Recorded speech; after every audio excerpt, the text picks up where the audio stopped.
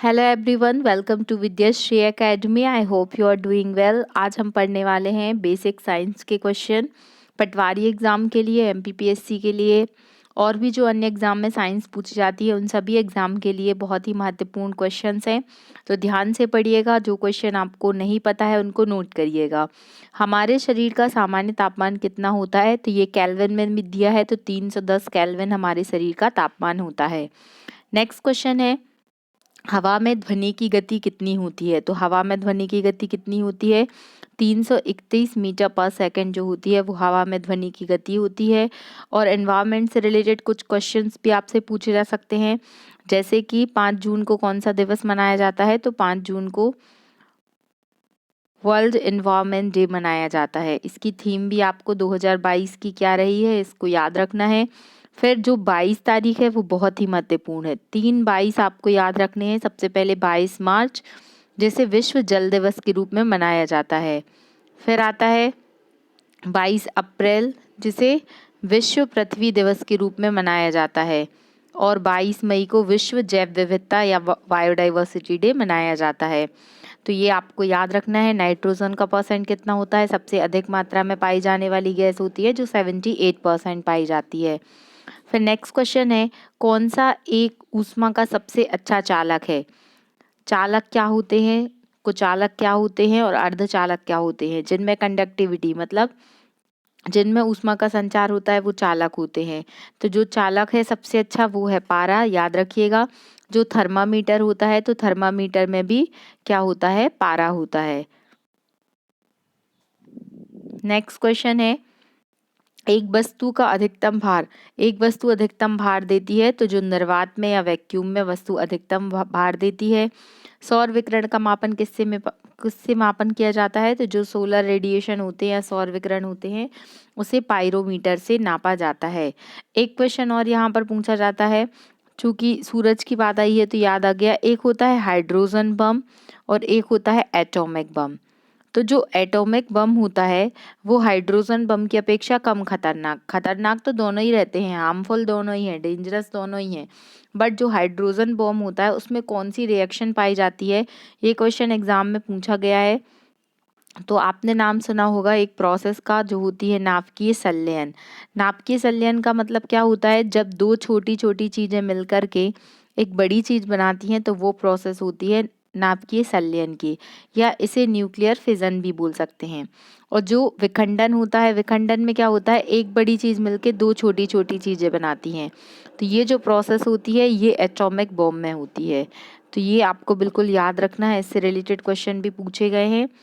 फिर कौन सा रंग अधिकतम ऊर्जा रखता है? तो आपने पढ़ा होगा इंद्रधनुष में जो 7 रंग होते हैं, आपने कोड से याद किया होगा बैजानी हापी नाला। तो जो बैगनी रंग होता है वो क्या करता है? अधिकतम ऊर्जा रखता है। फिर नेक्स्ट क्वेश्चन है कि लंबाई की सबसे छोटी इकाई क्या है? तो लंबाई की सबसे छोटी इकाई है फर्मी मीटर। इसको भी याद रखिएगा आप। आपको जो मात्रक हैं वो सारे एसआई पद्धति में, सीजीआई पद्धति में, जैसे लंबाई, किलोमीटर, ये सारे याद करना है। हीटर का जो कॉइल होता है वो किस धातु का बना होता है, या जो तार होता है वो किस धातु का बना होता है? तो नाइक्रोम का बना होता है। इसको भी याद रखिएगा, ये क्वेश्चन भी आपसे पूछा जा सकता है। सर्वप्रथम मिसाइल को किसने बनाया था? तो मिसाइल को सबसे पहले अगर पूरी दुनिया में बात करते हैं तो बॉन ब्रॉन, इनका नाम है बर्नर बॉन ब्रॉन ने बनाया था। भारत में जो मिसाइल मैन ऑफ इंडिया कहे जाते हैं वो कौन कहे जाते हैं? तो वो है डॉक्टर एपीजे अब्दुल कलाम। और मिसाइल विमेन ऑफ इंडिया कौन कही जाती हैं? क्या आपको ये पता है? तो उनका आंसर है टेसी थॉमस, याद रखिएगा। टेसी थॉमस जो है उन्हें मिसाइल विमेन ऑफ इंडिया कहा जाता है। गुरुत्वाकर्षण सिद्धांत किसके द्वारा दिया गया था?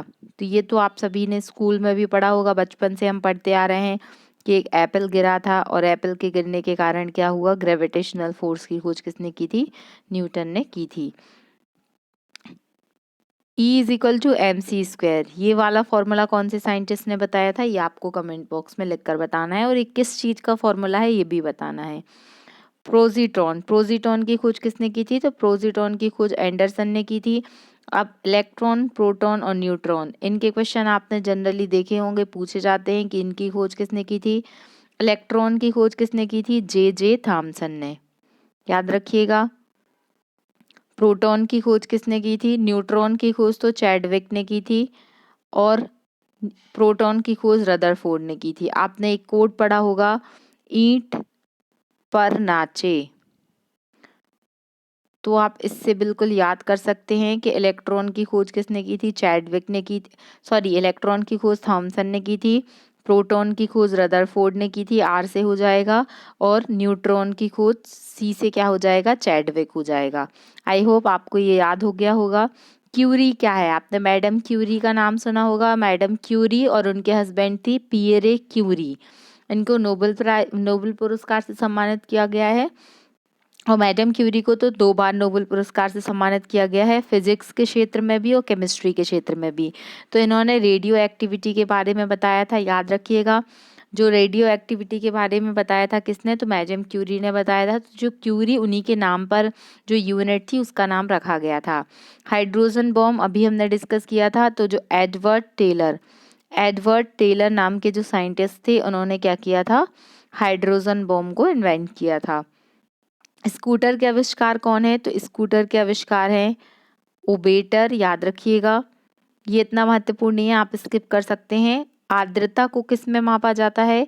तो हाइग्रोमीटर से आर्द्रता को मापा जाता है। पादप कोशिका भित्ति बनी होती है, तो पादप कोशिका की भित्ति किससे बनी होती है? तो सेल्यूलोज से बनी होती है। याद रखिएगा, अगर आपने एक सेल वाला चैप्टर नहीं पढ़ा है तो ये मैंने बहुत अच्छे से डिटेल में पढ़ाया है। आप साइंस वाली प्लेलिस्ट में जाकर देख लीजिएगा। सेल से क्वेश्चन पूछे जाते हैं कि सेल क्या है? तो cell is a fundamental and functional unit of life. इसको बिल्कुल याद रखना है ये स्टेटमेंट।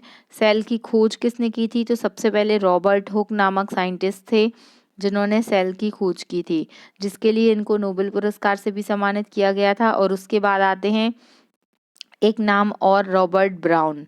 रॉबर्ट जो ब्राउन थे, उन्होंने सेल की नहीं, उन्होंने न्यूक्लियस या केंद्रक की खोज की थी। और जो सेल थ्योरी थी वो किसने बताई थी? तो सेल थ्योरी को बताने वाले 2 व्यक्तित्व थे। एक का नाम था श्लीडेन एंड स्वान। ये दोनों नाम भी याद रखिएगा। सेल थ्योरी के बारे में बताया था। फिर सेल आर 2 टाइप्स। वैसे तो सेल के अलग अलग टाइप से भी डिवीजन है, जैसे आपको मिलेगा यूनिसेलुलर, मल्टी सेलुलर। तो इस तरीके से बता सकते हैं, जैसे जो माइक्रो ऑर्गेनिज्म रहते हैं वो यूनिसेलुलर होते हैं, उनके अंदर एक ही सेल पाई जाती है जो उनके सारे फंक्शन को करती है, तो याद रखिएगा। और बाकी प्लांट सेल और एनिमल सेल आपने पढ़ा होगा। तो प्लांट सेल, एनिमल सेल में कुछ कुछ डिफरेंस होते हैं। जैसे जो प्लांट्स होते हैं उनके अंदर क्लोरोप्लास्ट पाया जाता है, लेकिन जो एनिमल सेल होते हैं उनमें क्लोरोप्लास्ट नहीं पाया जाता। उनका स्ट्रक्चर, मैंने पूरा सेल का पूरा डिवीज़न, पूरा क्लासिफिकेशन बहुत अच्छे से पढ़ाया। आप वो वाला लेक्चर देखेंगे तो आपको सेल से रिलेटेड सारे क्वेश्चन बन ही जाएंगे। और प्रोकैरियोटिक और यूकैरियोटिक, अगर आपको पूछा जाता है, जैसे आपको इंटरव्यू में भी ऐसा क्वेश्चन पूछा जा सकता है कि what is the basic difference between prokaryotic and eukaryotic cell, तो यहाँ पर जो मेन डिफरेंस होता है वो न्यूक्लियस का होता है। जो वेल डिफाइंड न्यूक्लियस होता है वो यूकैरियोटिक सेल में होता है, बट जो प्रोकैरियोटिक सेल होते हैं उसमें वेल डिफाइंड न्यूक्लियस नहीं होता। जो दोनों के बीच में बेसिक डिफरेंस होता है वो यही होता है। यांत्रिक शक्ति की इकाई क्या है? तो जो वॉट है वो यांत्रिक शक्ति की इकाई है। अफीम के कौन से हिस्से से मॉर्फिन प्राप्त होता है? तो ये क्वेश्चन भी आईएएस के एग्जाम में भी पूछा गया था। आप ओल्ड पेपर देखेंगे तो आपको बन जाएगा। जो अफीम का जो फल होता है, तो उसके कारण क्या है, फल का जो आवरण होता है उसी से क्या है, मॉर्फिन बनाया जाता है। कार्य की इकाई क्या है? तो कार्य की इकाई जूल है। ये तो बहुत इजी क्वेश्चन है। इंडक्टर का मात्रक क्या होता है? तो इंडक्टर का मात्रक होता है हेनरी। और जो प्रतिरोध होता है, प्रतिरोध का मात्रक होता है, इसको ओम से डिफाइन करते हैं, इसको भी याद रखिएगा। ये क्वेश्चन भी आपसे पूछा जा सकता है। न्यूट्रॉन की खोज किसने की? तो ये हम याद कर चुके हैं पहले, न्यूट्रॉन की खोज चैडविक ने की थी। जो जैसे हम जो सिंबल बताते हैं, लाइक नाइट्रोजन को आप एन लिखते हैं, ऑक्सीजन को ओ लिखते हैं, तो जो एलिमेंट का ये सिंबल वाला कॉन्सेप्ट है ये किसने बताया था? ये बताया था बर्जीलियस ने। ये क्वेश्चन काफ़ी लोगों को नहीं पता रहता, लेकिन आप देखिएगा बर्जीलियस नामक साइंटिस्ट थे जिन्होंने सबसे पहले इसके बारे में बताया था। आपसे सेल ऑर्गेनेल्स के क्वेश्चन भी पूछे जा सकते हैं, जैसे आपको पूछा जा सकता है एग्जाम में कि प्रोटीन की फैक्ट्री किसे कहा जाता है। तो जो प्रोटीन की फैक्ट्री होती है उसे कहा जाता है राइबोसोम को। राइबोसोम को प्रोटीन की फैक्ट्री कहा जाता है। लाइसोसोम को क्या कहा जाता है? तो जो लाइसोसोम होता है उसे आत्महत्या की थैली कहा जाता है। और जो माइटोकॉन्ड्रिया होता है उसे पावर हाउस, एनर्जी का पावर हाउस कहा जाता है, क्योंकि एटीपी का फुल फॉर्म भी एग्जाम में पूछा जा सकता है। What is the full form of ATP? Adenosine triphosphate. याद रखिएगा, एडिनोसिन ट्राइफॉस्फेट एटीपी के फॉर्म में ही क्या बनती है? एनर्जी बनती है। आपने यदि फोटोसिंथेसिस की प्रोसेस पढ़ी होगी तो फोटोसिंथेसिस की प्रोसेस क्या होती है? 6CO2 + 6H2O in presence of sunlight, और क्लोरोफिल की प्रेजेंट में क्या होता है? ग्लूकोज का फॉर्मेशन होता है C6H12O6। और यहाँ पर क्या बनती है? जो O2 रहती है वो निकलती है और एटीपी के फॉर्म में एनर्जी निकलती है 38 एटीपी। ये प्रोसेस आपने पढ़ी होगी, तो इसको याद है 38 एटीपी है कि कितना एटीपी है, आप इसको बताइएगा। आपने ग्लाइकोलिसिस, क्योंकि जो ग्लाइकोलिसिस की प्रोसेस होती है उसमें तो ये एटीपी निकलता है। ग्लाइकोलिसिस और क्रेब्स, ये साइकिल अगर आप बायोलॉजी के स्टूडेंट हैं तो आपने 11th-12th में पढ़ी होगी। इसमें पूरी प्रोसेस होती है, कौन सी कार्बोक्सिनेशन की प्रोसेस होती है, कौन सी डिकार्बोनेक्शिनेशन की प्रोसेस होती है, उसके बारे में भी आपने पढ़ा होगा। ब्रह्मांड में सबसे अधिक पाया जाने वाला एलिमेंट कौन सा है? तो वो है ऑक्सीजन। ऑक्सीजन हर जगह अवेलेबल है, फिर भी प्योर ऑक्सीजन नहीं मिल पा रही है। क्या आप बता सकते हैं AQI का फुल फॉर्म क्या होता है? ये अभी बहुत चर्चा में था जब दिल्ली में पोल्यूशन बढ़ा, तो ये AQI बहुत अधिक चर्चा में रहता है। आपको बताना है AQI का फुल फॉर्म क्या है और आपके शहर का AQI कितना है। सूर्य पर सर्वाधिक मात्रा में पाई जाने वाली गैस कौन सी है? तो सूर्य पर सर्वाधिक मात्रा में पाई जाने वाली हाइड्रोजन गैस है। हाइड्रोजन गैस को बहुत ही स्वच्छ ईंधन माना जाता है। और अभी एक तरीके से जो हाइड्रोजन के द्वारा एनर्जी बनाने के लिए बहुत सारी न्यू टेक्नोलॉजी भी बनाई जा रही हैं। एक मध्य प्रदेश करंट अफेयर में मैंने आपको एक क्वेश्चन याद कराया था कि हाइड्रोजन आधारित संयंत्र, हाइड्रोजन बेस्ड जो फ्यूल बनेगा वो कहाँ पर बनने वाला है? हाइड्रोजन संयंत्र कहाँ पर मध्य प्रदेश में बनने वाला है? तो वो बनने वाला है मध्य प्रदेश के खंडवा में। और जो बायो CNG आधारित है, तो बायो CNG आधारित बनने वाला है कहाँ पर? ये बन रहा है मध्य प्रदेश की औद्योगिक राजधानी इंदौर में। तो इन दोनों क्वेश्चन को भी याद रखिएगा। आपसे LPG का फुल फॉर्म भी पूछा जा सकता है, लिक्विड पेट्रोलियम गैस। साइंस में तो इतने क्वेश्चंस बनते हैं, जैसे MIC का फुल फॉर्म आपसे पूछा जा सकता है, मिथाइल आइसोसाइनाइड। आपसे पूछा जा सकता है कि बेंजीन का स्ट्रक्चर क्या होता है, बेंजीन की खोज किसने की थी। तो ये जनरल क्वेश्चन है, आप पढ़ते जाइए। आप डेली डेली यदि 100-200 क्वेश्चन भी याद करते हैं तो धीरे धीरे आपको फैक्चुअल इन्फॉर्मेशन और जो टॉपिक आप कॉन्सेप्चुअली समझ लेते हैं तो उसके क्वेश्चन भी आपसे बनने लगेंगे।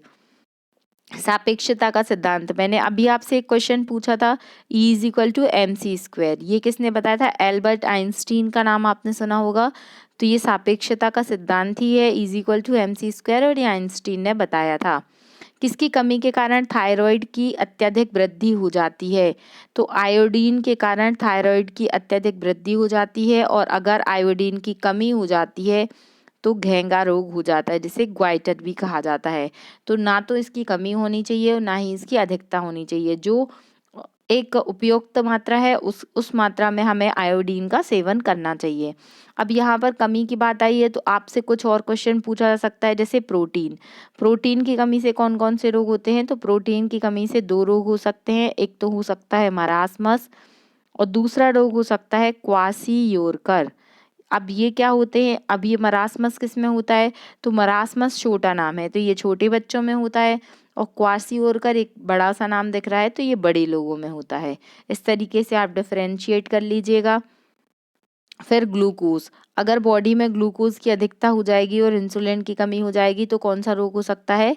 मधुमेह, या इसी को क्या बोला जाता है? डायबिटीज। तो याद रखिएगा।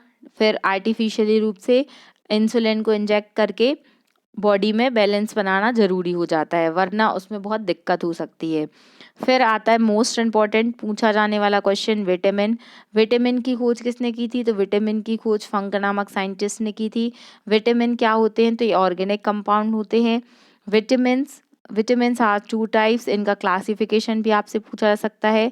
एक होते हैं विटामिन बी, सॉरी, एक होते हैं फैट सॉल्युबल और एक होते हैं वाटर सॉल्युबल। तो जो वाटर सॉल्युबल होते हैं वो कौन से होते हैं? विटामिन बी और विटामिन सी। याद रखिएगा, जैसे हम WBC लिखते हैं, वाइट ब्लड कॉर्पसल्स, तो वैसे ही WBC। और जो फैट सॉल्युबल होते हैं, तो जो बच गए हैं ADEK, ये क्या होते हैं? फैट सॉल्युबल विटामिन होते हैं।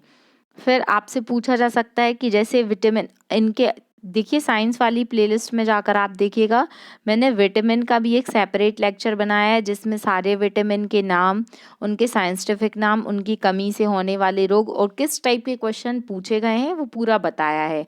आप वहाँ से अच्छे से पढ़ सकते हैं। बाकी मैं आपको शॉर्ट में बता देती हूँ, जैसे विटामिन सी की कमी से कौन सा रोग हो सकता है? तो विटामिन सी की कमी से होता है स्कर्वी रोग। इसका साइंटिफिक नाम भी आपसे पूछा जा सकता है। तो विटामिन सी का नाम है एस्कॉर्बिक एसिड। याद रखिएगा। आपसे पूछा जा सकता है कि विटामिन डी की कमी से कौन सा रोग होता है? तो विटामिन डी की कमी से रिकेट्स रोग होता है। और विटामिन डी किससे प्राप्त होता है? तो जो सुबह की सनलाइट होती है उसमें विटामिन डी प्राप्त होता है। ये बॉडी में नहीं रहता है, इसको इनहेल करना पड़ता है सनलाइट के थ्रू, या फिर आप मेडिसिन भी ले सकते हैं। तो इस तरीके से आपको जैसे विटामिन B12 में कोबाल्ट पाया जाता है, ये प्रश्न काफ़ी एग्जाम में पूछा गया है। और कोबाल्ट का यूज़ कैंसर की थेरेपी में यूज़ किया जाता है। विटामिन B6, जितने भी बी कॉम्प्लेक्स के विटामिन होते हैं उन सब की कमी से क्या होता है? एनीमिया नामक रोग होता है। इसको भी याद रखिएगा। तो बहुत सारे क्वेश्चन हैं। साइंस एक ऐसा सब्जेक्ट है कि वहाँ पर एक टॉपिक उठता है और उस टॉपिक पर ही 1 से 2 घंटे क्लासेस चल सकती है। ये सब इंटरलिंक करना पड़ेगा, आपको इंटरकनेक्ट करना पड़ेगा कि कौन सा शब्द आ रहा है। अगर मैं कार्बोहाइड्रेट, अगर ग्लूकोज की बात आई है तो ग्लूकोज से पूरा DNA RNA और ना जाने कितने क्वेश्चंस बन सकते हैं। तो साइंस एक ऐसा सब्जेक्ट है जिसे आपको कॉन्सेप्चुअली समझना पड़ेगा। आप ऐसे वन लाइनर फैक्ट ऐसे रट नहीं सकते, क्योंकि जब तक आपको उसका बेसिक पता नहीं होगा तब तक आप नहीं पढ़ सकते अच्छे से। तो कोई दिक्कत नहीं है, हम बहुत अच्छे से पढ़ेंगे, समझ के पढ़ेंगे, हमें रटना नहीं है, हमें समझना है। क्योंकि एग्ज़ाम में रटी हुई चीज़ें तुरंत तुरंत तो याद हो जाती हैं, लेकिन वो लॉन्ग टाइम तक याद नहीं रहती। सो पढ़ते रहिए, टेंशन नहीं लेने का, सब कुछ बन जाएगा, सब कुछ आसान है। संदीप माहेश्वरी, अगर आप संदीप माहेश्वरी को सुनते हैं तो वो कहते हैं ना आसान है। तो यस, सब कुछ आसान है और हम पढ़ेंगे, आगे बढ़ेंगे और पेपर भी क्वालिफाई करेंगे। चलिए, बातें बहुत हो गई, कंटिन्यू करते हैं। साइटोलॉजी के अंतर्गत क्या किया जाता है? तो स्टडी ऑफ सेल क्या कहलाती है? साइटोलॉजी कहलाती है। और सेल के बारे में तो हम आगे डिस्कस कर चुके हैं। एथलीट फुट रोग किसके कारण होता है? तो ये कवक के कारण होता है। अब ये सब रोग कैसे याद रहेंगे आपको कि किसके कारण कौन सा रोग होता है? तो आप साइंस की प्लेलिस्ट में जाकर देखिएगा, मैंने बैक्टीरिया से, वायरस से, कवक से, फंजाई से होने वाले सारे रोग आपको ट्रिक से याद कराए हैं। आप बिल्कुल वहाँ से याद कर लीजिएगा, आप कभी भी नहीं भूलेंगे। विटामिन ए मानव शरीर के, देखिए मैंने अभी बताया था कि कैसे क्वेश्चन पूछे जाते हैं। विटामिन ए मानव के शरीर के किस अंग में पाया जाता है? तो ये लिवर में पाया जाता है। लिवर से संबंधित जो भी स्टडी होगी तो उसे कहा जाता है हिस्टोलॉजी। याद रखिएगा। विकास के सिद्धांत का जनक कौन है? तो वो है डार्विन जो है, उन्होंने विकास की थ्योरी के बारे में बताया कि किस तरीके से मानव का डेवलपमेंट हुआ है। फिर दुनिया का सबसे लंबा पौधा कौन सा है? तो दुनिया का सबसे लंबा पौधा है यूकेलिप्टस। कौन सा पौधा है? यूकेलिप्टस है। तो ये कुछ इम्पॉर्टेंट क्वेश्चन थे। अगर आपको ये वीडियो अच्छा लगा है तो please like, share and subscribe. आप अपने दोस्तों तक प्लीज़ इसे अधिक से अधिक पहुंचाइए और पढ़ते रहिए, खुश रहिए। Thank you so much. जय हिंद, जय भारत।